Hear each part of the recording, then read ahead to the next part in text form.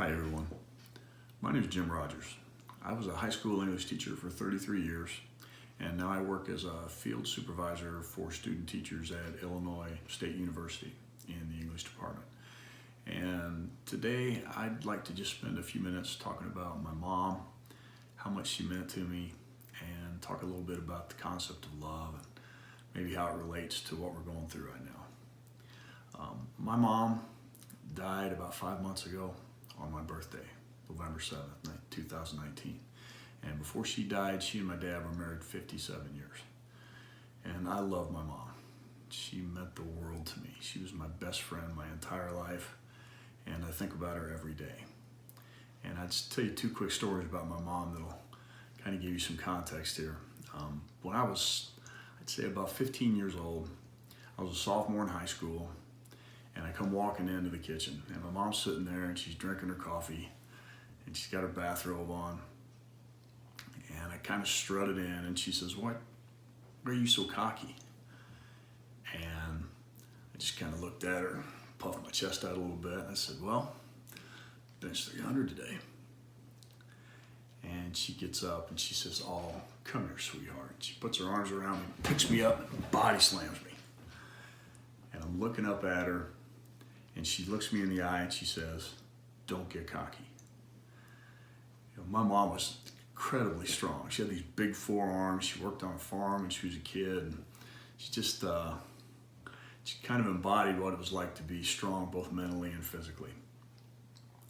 And then years later, when I went away to college, I didn't have much spending money. And my mom, she worked every day. She cleaned hotel rooms at a hotel. And then at night, she would go and clean a car dealership, spend a couple hours doing that. And then she would take the check she got from the car dealership every week, which is like 60, 70 bucks. And she always sent the whole check to me. And that pretty much got me through college.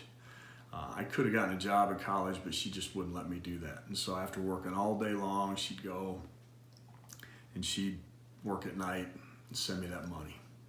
And she just never knew how much that meant to me. That got me thinking a little bit about the concept of love.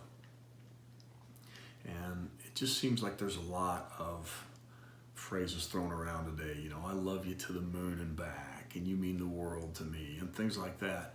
And that's fine. That's all well and good.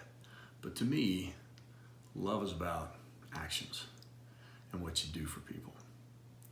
And to illustrate that, I have a couple stories about love. I used to teach Romeo and Juliet, and I loved teaching that play. I taught it every year that I taught for 33 years. And we would always talk about love at first sight. You know, what is love at first sight? And I would always ask the kids, "Do you believe in love at first sight?" And you know, I'd get mixed responses. Some years I'd have half the class raise their hands, some years nobody'd raise their hands. And we'd talk about getting a working definition of what love is. Is love what you see in Romeo and Juliet, or is love something different? And so I tell the kids a couple of stories about love. One that I used, there used to be a show on HBO called 6 Feet Under.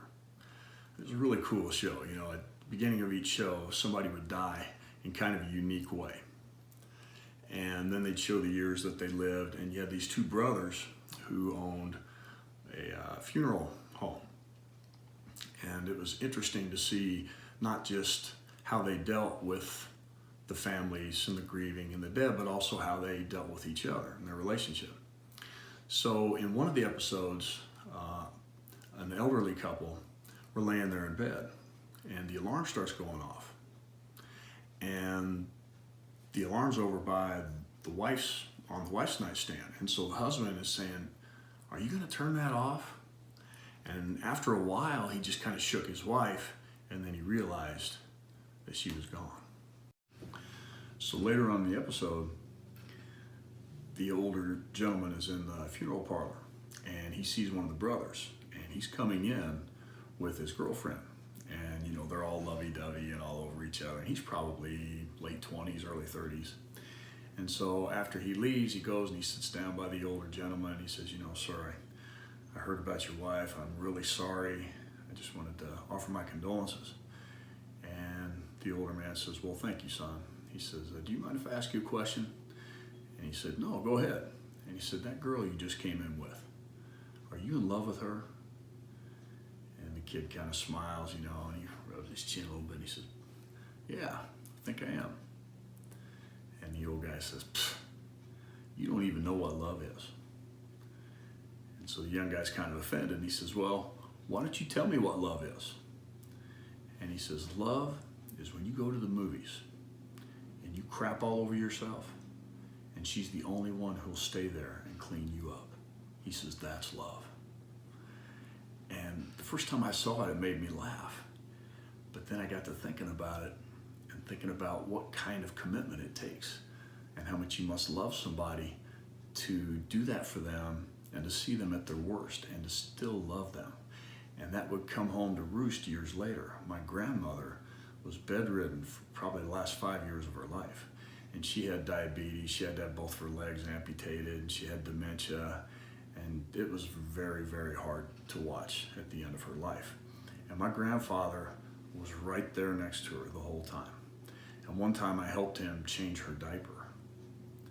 And I got to see firsthand how difficult that was, not just because of the smell and the mess and everything else, but also just because of how hard it is to see somebody that you love get to that point where you have to change their diapers and they have to wear diapers to begin with.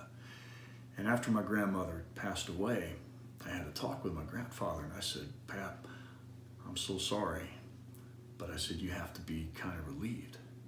And he looked at me and he said, I'm not a bit relieved. He said, I love her so much. He said, I would have changed her diaper 10 times a day for the rest of my life just to have her there with me.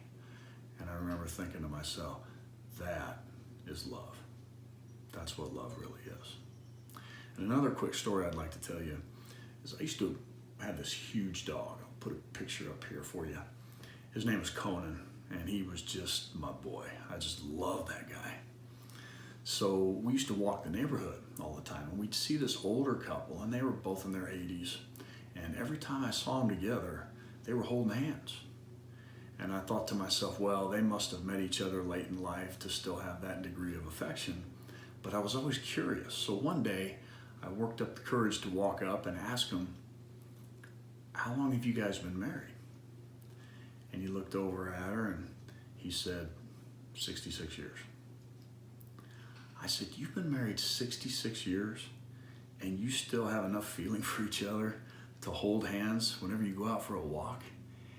And I'll never forget what he did. He looked at his wife and he looked at me and he said, that's my girl. And she just giggled and blushed, but it was the coolest thing. And I just remember thinking, those are two people who just demonstrate their love for each other every single day. And I think that's what it takes. And I think in a time like this, when we're going through so much and people are losing people left and right, and we're all kind of scared and wondering what's going to happen, I think it's important to show people how much you love them. Not just tell them, but show them and do things for people and write letters and phone calls and just take care of one another, because that's really what we need to do.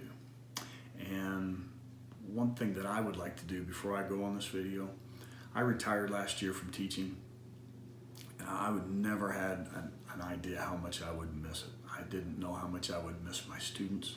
I didn't know how much I'd miss my colleagues. I miss all of you so very much, and I hope you're all doing well. And I just want you to remember that I still care about all you guys, and I love you guys. And if I could hug every one of you right now, I would. But we're going to get through this together, and I just want you all to remember that I'm thinking about you, I care about you, and I'm sending out good vibes to everybody. So I'd like everybody to take care and be well and safe and to love one another. Bye-bye.